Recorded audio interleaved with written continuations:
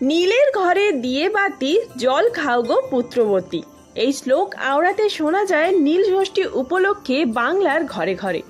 তবে এক্ষেত্রে শুধু পুত্রের কথা বলা হলেও পুত্র ও কন্যা উভয় সন্তানের জন্যই মায়েরা এই ব্রত পালন করে থাকেন। তো চলুন বন্ধুরা, আজকের ভিডিওতে আমরা জেনে নেব 2025 সালে নীল ষষ্ঠী ব্রত কবে পড়েছে, পঞ্জিকা অনুসারে সঠিক সময়সূচি কি রয়েছে, নীলের ঘরে বাতি দানের শুভ সময় কি, নীল ষষ্ঠী ব্রত পালনে কি কি উপকরণ লাগবে, ব্রত পালনের নিয়ম, এছাড়াও নীল ষষ্ঠীর পূজা পদ্ধতি ও শিবের পছন্দের ফুল আর প্রসাদ হিসেবে কি নিবেদন করবেন দেবাদিদেব মহাদেবকে। তো আর দেরি না করে ভিডিওটি শুরু করা যাক। যদি আমার চ্যানেলে নতুন হয়ে থাকেন অবশ্যই চ্যানেলটি সাবস্ক্রাইব করে এবং ভিডিওতে একটি লাইক করে শেষ পর্যন্ত সাথে থাকবেন। আশা করি ভিডিওটি আপনাদের জন্য খুবই হেল্পফুল হবে। প্রথমেই জেনে নিন কি কি উপকরণ লাগবে। আকন্দ ফুলের মালা, বেলপাতা। এই একটি বেলপাতাতেই সব থেকে বেশি তুষ্ট হন দেবাদিদেব মহাদেব, তবে মসৃণ দিকটি বাবার মাথায় দিতে হবে। আর এই রয়েছে ধুতুরা ফল আর ধুতুরা ফুল লাগবে, আর একটি আম। আপনারা যে কোনো মৌসুমি ফল দিতে পারেন। আর যদি আপনাদের অপরাজিতা ফুল, কলকে ফুল, এই সমস্ত দেবাদিদেব মহাদেবকে যে সমস্ত ফুল দেওয়া হয় সেই সমস্ত ফুল থাকে, সেই সমস্ত ফুল লাগবে। একটু তুলো বা সাদা কাপড় রাখবেন। অভিষেক করার পর বাবার গা মুছিয়ে নেওয়ার জন্য এই প্রথমেই আমি অভিষেক করে নিচ্ছি গঙ্গা জল দিয়ে, অথবা পরিষ্কার জল দিয়েও আপনারা অভিষেক করতে পারেন। এখানে প্রথমে ওম নমঃ শিবায়, ওম নমঃ শিবায়, ওম নমঃ শিবায় এই মন্ত্র 3 বার জপ করে আমি গঙ্গা জল দিয়ে প্রথম অভিষেক করেছি। এরপরে ঘি মাখিয়ে নেওয়া হচ্ছে। এইভাবে ঘি মাখিয়ে প্রথম অভিষেক করার পর তারপরে মধু দিতে হবে। এটা রয়েছে আমার কাছে ডাবর হানির মধু ছিল, আপনারা যে কোনো মধু দিতে পারেন, এখানে কোনো ব্যাপার নেই। আর এই মধুটাও আমি 3 বার দিয়েছি। এবং এই সমস্ত কিছু করার সময় আপনাদেরকে ওম নমঃ শিবায়, ওম নমঃ শিবায়, ওম নমঃ শিবায় এই মন্ত্র 3 বার করে জপ করতে হবে মনে মনে। আর এই যে দেখুন, এটি রয়েছে পঞ্চামৃত, অর্থাৎ দুধ, দই, ঘি, মধু, শর্করার মিশ্রণ। এর মধ্যে আপনারা সমস্ত কিছু মিশিয়ে দিলে আলাদা করে ওই মাখাতেও হবে না শিবলিঙ্গতে, তবে আমি মাখিয়েওছি, প্লাস দুধ দিয়ে অভিষেক করে নিচ্ছি। এই দেখুন, এখানে কিছুটা সিদ্ধি দিতে পারেন, ওই দুধে সিদ্ধি মেশালে ভালো। তবে যেহেতু এই দুধটি খেয়েই আমরা উপবাস ভঙ্গ করব, সেই কারণে আমি এখানে সিদ্ধি মেশাইনি। কিন্তু নীল ষষ্ঠীর পুজোয় সিদ্ধি লাগে, আপনারা সিদ্ধি হতে না দিয়ে দেবাদিদেব মহাদেবকে এমনি শিবলিঙ্গে অর্পণ করতে পারেন। দেবাদিদেব মহাদেবের অভিষেক সম্পন্ন হলে আপনারা একটি পরিষ্কার তুলো দিয়ে অথবা সুতির সাদা কাপড় দিয়ে মুছিয়ে নেবেন শিবলিঙ্গটি। আর এরপরে আবার সাদা জল অথবা গঙ্গা জল দিয়ে অভিষেক করে নিয়ে তবেই পুজো শুরু করতে হবে। এখানে আমি গঙ্গা জল দিয়ে অভিষেক করছি। ওম নমঃ শিবায়, ওম নমঃ শিবায়, ওম নমঃ শিবায়। আর তারই সাথে বলে রাখি, এই বছর ইংরেজি 13ই এপ্রিল রবিবার 30শে চৈত্র 1431 বঙ্গাব্দে পড়েছে নীল ষষ্ঠীর পুজো। ওই দিনই পুজো করতে হবে, রবিবার দিন। আর এবার দেখুন, আমি একে একে যে জিনিসগুলি দেবাদিদেব মহাদেবকে অর্পণ করার সেইগুলি অর্পণ করব। তার আগে বলে রাখি, দেবাদিদেব মহাদেবের যারা ভক্ত রয়েছেন অবশ্যই কমেন্ট বক্সে লিখুন ওম নমঃ শিবায় অথবা হর হর মহাদেব। এখানে আমি প্রথমেই বেলপাতা অর্পণ করছি, যেহেতু আমরা প্রত্যেকেই জানি একটি বেলপাতাতেই সব থেকে বেশি তুষ্ট হন দেবাদিদেব মহাদেব। তবে এই বেলপাতা যেন কোনোভাবেই ফাটা ফুটো না থাকে, মসৃণ মানে পরিষ্কার বেলপাতা দিতে হবে। ছেঁড়া ছুরি, ফাটা ফুটো এই সমস্ত বেলপাতা আপনারা অর্পণ করবেন না। অবশ্যই বেলপাতা বিজোড় সংখ্যায় অর্পণ করতে হবে। এই দেখুন, এই বেলপাতাটি একটু মোড়া রয়েছে, কিন্তু এতে কোনো অসুবিধা নেই। বেলপাতাটি পরিষ্কার ছিল এবং কোনো ফাটা ফুটো ছিল না, তাই আমি অর্পণ করেছিলাম।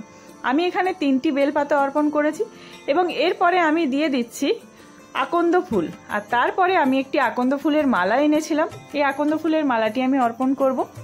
আপনারা এখানে সমস্ত কিছু যখন অর্পণ করবেন দেবাদিদেব মহাদেবকে, তখন ওম নমঃ শিবায় এই মন্ত্র 3 বার করে মনে মনে জপ করবেন। আরও একবার বলে দিলাম। তো এর পরবর্তীতে আপনারা এই যে ধুতুরা ফল রয়েছে, এই ধুতুরা ফল বা আপনারা যে কোনো মৌসুমি ফল দিতে পারেন। বেল দেওয়া যায় নীল ষষ্ঠীতে। এছাড়াও আম রয়েছে, আমি আম এনেছিলাম দেবাদিদেব মহাদেবকে অর্পণ করার জন্য। এই দেখুন, এবার আমি কলকে ফুল দিচ্ছি। আপনারা নীল অপরাজিতা দিতে পারেন, সাদা অপরাজিতা দিতে পারেন, যে কোনো সাদা ফুল দিতে পারেন। প্রসঙ্গত নীল ষষ্ঠীর পুজো সূর্যাস্তের পরে অর্থাৎ সন্ধেবেলায় করা হয়। তবে অনেকে বেলা 12টার পরও পুজো করে থাকেন। লোককথা অনুযায়ী সন্তানের মঙ্গল কামনায় নীলষষ্ঠী পালন করা হলেও নিঃসন্তান দম্পতিরাও নীলষষ্ঠীর ব্রত পালন করতে পারেন সন্তান কামনায়। আমি তারপরে যেটি অর্পণ করলাম সেটি হলো ধুতুরা ফুল। আর আপনারা এরপরে যেই কাজটি করবেন, যেভাবে আরতি করতে হবে, সেটিও আমি দেখিয়ে দেবো আজকের ভিডিওতেই। তো চলুন বন্ধুরা, এখানে আমার দেবাদিদেবের জন্য আমি যা কিছু এনেছিলাম সমস্ত কিছু ভক্তি সহকারে অর্পণ করেছি। এরপরে প্রসাদ হিসেবে আপনারা দেবাদিদেব মহাদেবকে সাদা মিষ্টান্ন অথবা সাদা বাতাসা দিতে পারেন। আমি এখানে সাদা বাতাসা দিয়েছিলাম। এরপরে শিবলিঙ্গের ওপরে আমরা দুধ ঢালবো এবং ওম নমঃ শিবায় মন্ত্র এক মনে জপ করব। আপনারা যারা মন্দিরে গিয়ে পুজো করবেন, এই দুধ ঢালতে ঢালতে গোল করে গোটা শিবলিঙ্গটি আপনারা ঘুরতে পারেন, অনেকেই এটি করে থাকে।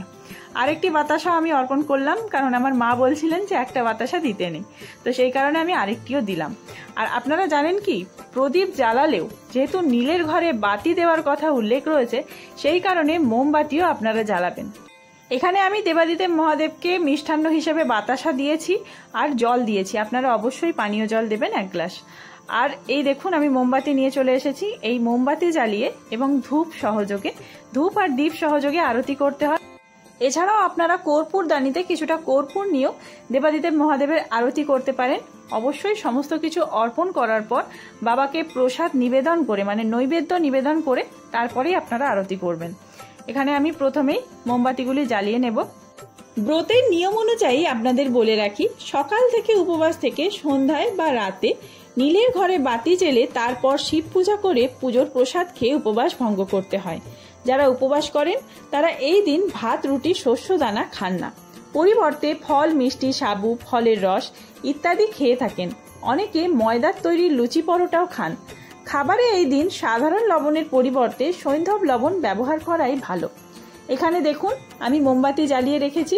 এইবার আমি ধূপ জ্বালিয়ে নেব এবং ধূপ দিয়েও আরতি করব।